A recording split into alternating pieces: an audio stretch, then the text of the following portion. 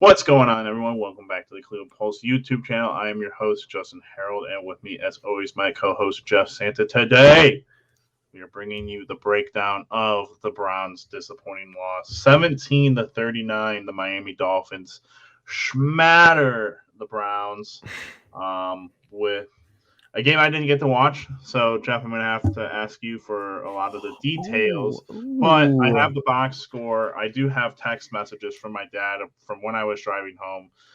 He was trying to update me, but at some point he just said, "Touchdown Dolphins, this game's over." Sometime around the beginning of the third quarter. So Well, that's kind of how my experience went with it. I'll tell you in hindsight, not when it happened, but in hindsight, I knew when the game was over.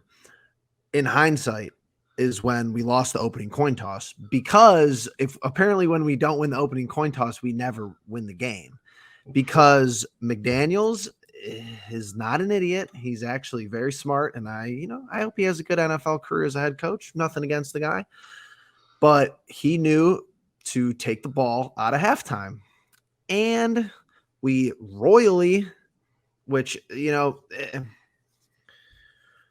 I've been adamant all year. Stefanski's getting another year, so I've already put that out there. And if you want to, say I'm going back on this statement, I'm not. But it's just the week I'm going to complain about Stefanski, because he's kind of the only person I haven't complained about so far. He's terrible at the end of halves. He gave them. We had a drive with like 2 minutes left. Gave the ball back to them after the 2-minute warning, and they had like 60, 70 seconds on the clock, and they went down and scored. That was the second part of the whole game right there. So not good, not good. So, Jeff, obviously, for me, it's tough to talk about because I can go and look at the box score and only tell you so much offensively what we could do. We were playing from behind. By the time it looks like it was already 30-10 in the The third box score is quarter. all you need to know, really. You could see the whole game in the box score. Well, and I'm looking, Dolphins side. They, like I said, would probably happen. Jeffrey Wilson and Raheem Mostert, run for almost 200 yards together on less than 30 attempts. Both get a rushing touchdown. Tua just completely picks us apart. Um, what else? You look at it, Waddle only has 66 yards, but everyone else on their team has 63, 45, 44, Mm-hmm. 31, 24. It's We didn't like, really get beat by the big guns, but everybody else was just as good. yeah, it's very poor to look at. Jeff, I don't even know that I want to talk about the game, but what I want to talk about more is accountability. It's Sure, something that we have talked about before sure. on this about the Browns. And you're now, getting into a little bit of the Kevin Stefanski, not haterade, but criticism.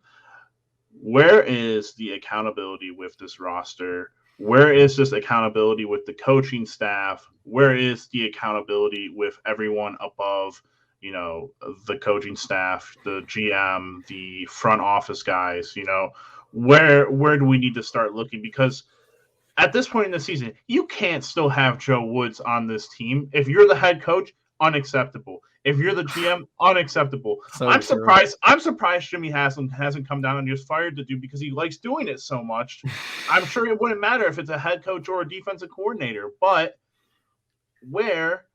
Because now it got dudes in the locker room again. It's becoming one of those things. It's a locker room thing. It's one of those things where the Mm-hmm. players are saying in interviews, "Oh, well, we need someone to get behind," and this and that. Well, who are they talking about? Are they talking about Joe Woods from a defensive side? Are they talking about Kevin Stefanski from the entire, run of the operation? Are they talking about players specifically? Miles Garrett. He's one of those guys insinuating Denzel Ward, John Johnson, Nick Chubb. Like, who are we going to get the accountability from? Who do we need it from? Well, we don't have any, so we could put that out there first. And I think we've done it again, where we've just continually pulled the wool over our eyes. We put the sunglasses on. We've looked the other way. Whatever you want to say, but all the way to the top, where it's rumored that John D. Podesta has analytical meetings with Kevin Stefanski on how to run the offense, whatever, all the way down to, we're at this age where the players are our age. And to me, the more we do this, I feel like if you're going to commentate on sports, there's really no level, outside of being, a weird stalker or illegal. There's no levels that you could go to that's too much. What do I mean by that? These guys have Instagrams. These guys have Twitters. They're our age. Perion Winfrey is our age, younger. So it's like, yeah, imagine they're just giving you $100,000 checks, every 2 weeks and this, that, and the other thing. You got to put all this into perspective. Obviously, young guys, we do young men do stupid shit. It's just a fact. But they rat on themselves because apparently, and it's all alleged, apparently there is a partying issue in the locker room. And if you follow Perion Winfrey on Instagram, you would know this. I've been following him since we drafted him. He's flexing the watch, flexing the outfit. He's out on Fridays. He's out on Thursday nights. And he reposts a picture on his story, and it's a Instagram page of a Cleveland photographer. I go to this guy's page. I'm like, oh, pretty cool picture. His whole page is Browns players. Perion in the club, Denzel in the club, the bottle girl next to him, Greg Newsome in the club. Now, these posts are from like April, granted, May, but it's like you see the tendencies, you see the habits. Perion hasn't even played. He don't even play because that's how much they just don't like him because he's, who knows, missing team meetings. They're out in Miami. What are they doing in Miami on a Saturday? Do they have curfews? Is Stefanski knocking on doors? Hey, you guys in there? I don't know what's going on. There's no accountability. We're the second youngest roster in the league. Let's not play it off like we're not. And it's just like your best players hold themselves accountable. That's the root level that we miss. You got to hold yourself accountable first. And, all the players who played decent this year, Chubb, Batonio, Myles Garrett for spurts, they all do that. So moving forward, because if there's any hope for the season, you have to win. You said win out. I mean, that's probably, I'd love to win out. It makes sense. Not very likely, but it makes sense. You have to play the Bills. You have to play the Buccaneers, who look like they're starting to get their feet back underneath them. Sure.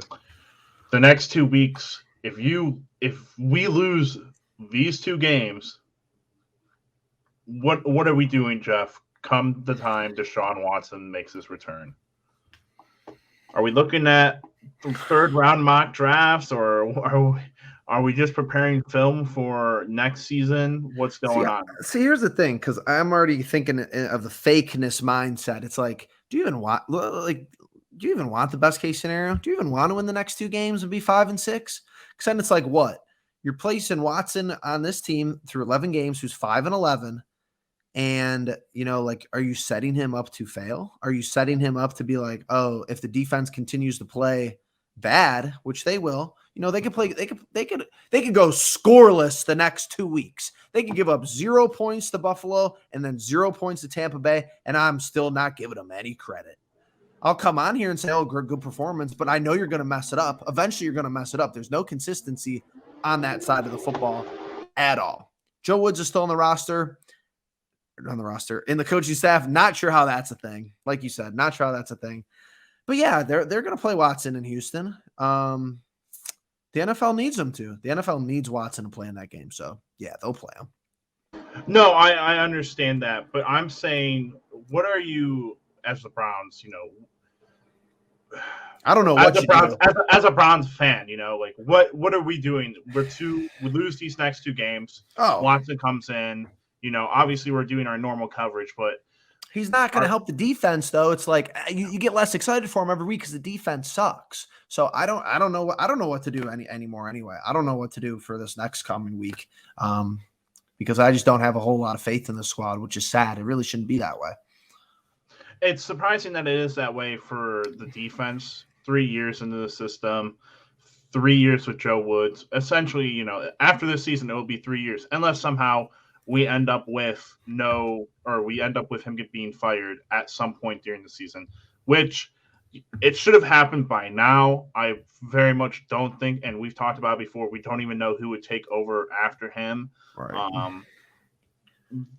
That being the question of who would take over after him, Jeff, if this was Kevin Stefanski's first choice, what are we doing in terms of looking for another guy? Are we just going to go get the biggest name out there as a defensive coordinator? Is, Andrew Berry going to put his foot down and just be like, hey, whoever I bring in, you're going to have to deal with, and, lead to that kind of little bit of controversy of like, well, it's not the head coach's pick, I don't know. It's really interesting because, weirdly enough, with this regime, we just haven't seen it. We don't know how Barry's going to operate in that situation because we just haven't seen it. These are all the guys we've had since 1920. 1920, 2021, 21 to 22. Like, sure, that's only 3 seasons, but the same regime in Cleveland for 3 seasons is like 100 years almost, it feels like.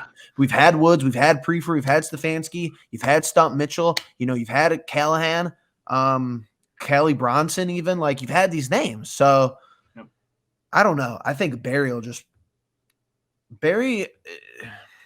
I think the issue you're going to run into with this team in the offseason, let's not even mention all the defensive changes we're going to have to make, all the defensive holes we're going to have to fill. It's pro sports is like, I'm going to shoot you before the guy above me shoots me. So Stefanski should already went to Barry and like, we need to get Joe Woods out of here. Because if this Joe Woods thing continues to linger, what is Barry? What if he's just like, oh, Stefanski, you let this happen. You're part of the problem. Exactly. And Haslam's like, Barry, you let this happen. So you're like, who takes the first shot? I'd rather have Stefanski take out Joe Woods before Haslam takes out Barry, who takes out Stefanski, who takes out Joe Woods. We'll get to Joe Woods. We will. Like, we'll get there. Joe Woods becomes. But how is it a collateral? Is it a triple kill? Is it a quad feed? Is it a 5-piece McNugget? Is Stump Mitchell the head coach? Next year, I don't know. It's gonna be fun. It's gonna be interesting. But Joe Woods in the coaching staff, unbelievable. Should have been fired Sunday night. They replaced Jacob Phillips 2 hours after the game. Why can't you fire Joe Woods? That's a very good point. They did very much do that, but. That all being said, we are sitting at 3-6. You go into Buffalo with a game where it's being televised already that it's going to snow like 2 feet there or something. So crazy. The Bills, not a very good running team. The Browns, a very good running team. No defense to be played in this one. I'm sure of it. We'll get to that later, though. Jeff, is there anything else you want to talk about before we wrap this up? Here's my last point, and here's what Stefanski. I hope he goes back and watches the TV broadcast. Actually, he won't. He'll watch the film, but I need you, Kevin Stefanski, sit down and watch the TV broadcast. I don't even know who it was. I feel bad. I can't even give credit. The color commentator. He says, and I have a hard time really getting into commentary on just normal sports. If it's the local guys, cool. I'm all in for the local guys, but like, they just throw these nationally, every game is pretty much a national game in the National Football League. The color commentator says, talk about Miami, not talking about us, talking about Miami. He says, the telltale sign of a good offense is, and I'm sitting there, I'm thinking he's going to say, scoring a lot of points, a lot of, being balanced, maybe, having good wide receivers, maybe in 2022. He says, being able to adapt when the game plan goes out the window. Talking about Miami. They could beat you on the ground if they stick with it. That's what we got confused about with Zach Taylor. Zach Taylor was the idiot of the whole scene because he just got away from Mixon. If he would have kept giving the ball to Mixon, we probably don't win that game. Different story. Kept going with the running game this weekend. Wilson, Mostert, and then you have the 2 great wide receivers, and you have Tua just being Tua, just making accurate passes. Nothing crazy. Nothing really over the top. But he says being adaptive and being able to win ball games that are all different types of scoring, low scoring, this medium range scoring, the high scoring games where it's, last person to get the ball. That's the telltale sign of a good offense. Don't have it right now. We don't have anything remotely close to it. We got to be up. It's so easy to predict us. We got to be up 10 or 14 in the first half to have a chance to go on and win the game. You're down 7 in the first half? 7 points. You're down in the first half? Nah, chalk it up. You might as well turn it off because you know it's going to happen. Yeah, no, that's a great final point, and that's some wisdom right there because we've always talked about how good Kevin Stefanski's first 15 are typically, but after that, it's like you said, the plan goes out the window, and we don't, most times we're caught lacking. So very great point, Jeff. But I'm sure all of you, making it to end here and everything, are feeling just the same way we are. So tell us about it. Tell us about it down in the comments if you haven't already. But then make sure that you guys are hitting the like button, the subscribe, and the bell notification. And with that all being said, we'll catch you guys in the next one. Peace.